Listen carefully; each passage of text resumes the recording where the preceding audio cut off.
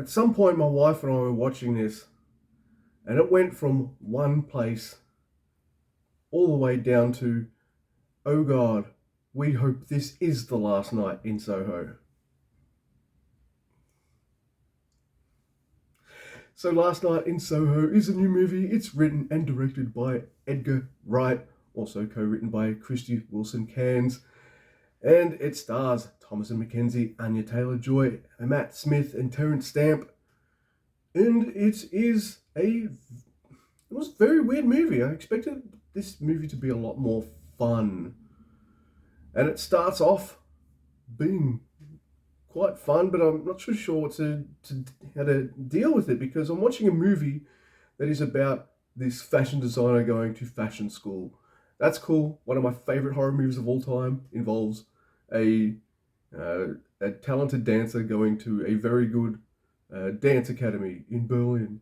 This one, I don't know. I don't care about the fashion design aspect, and it felt like it was a big portion of the movie, so I had something against it as well. What happens is this girl, played by Thomasin McKenzie, she's got a shitty roommate at her school, so she finds a bed sit, and every night when she goes to sleep in this bed sit, she has like visions of the 60s or something like that, which she believes to be true.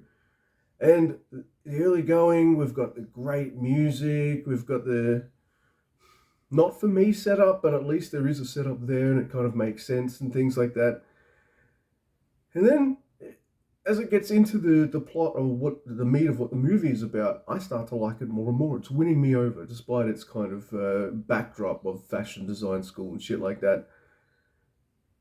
And in the past, it goes into things with Anya Taylor-Joy and Matt Smith and their time in the 60s and things like that, and how she sees that, but you're not sure kind of how much control or lack thereof there was. I thought this movie might be going in more interesting ways. Thought this might be doing something quantum leapian as well, but no, it's nothing like that, and I won't go into it in full spoilers or anything like that. But look, all I'm going to say is this movie was riding at a nice, comfortable score, and then all of a sudden, I'm just like, no, no, no. There's a movie that I don't like, and I haven't reviewed because it was before I started doing these reviews. It's called Knives Out. It's one of those movies by Rian Johnson, Mr. Subvert Expectations.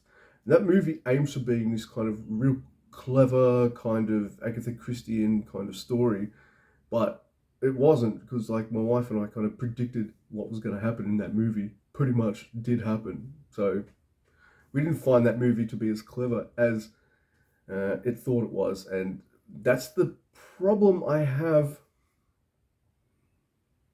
with this. This movie, Last Night in Soho, feels like a Rian Johnson movie. Look, it's okay for the audience to predict a couple things and be right. That's fine, but it's also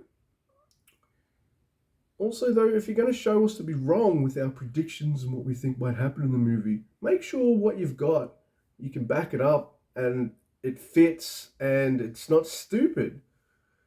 Because as all the twists and turns keep coming in this movie, my wife and I just thought this was just stupid. And it's a shame too, because this movie has a message, it has something to say, and I hope movies don't stop doing that kind of thing. But when the package, those themes and ideas are wrapped around, ends up being kind of, well really bad, and we want it to stop, it's not good.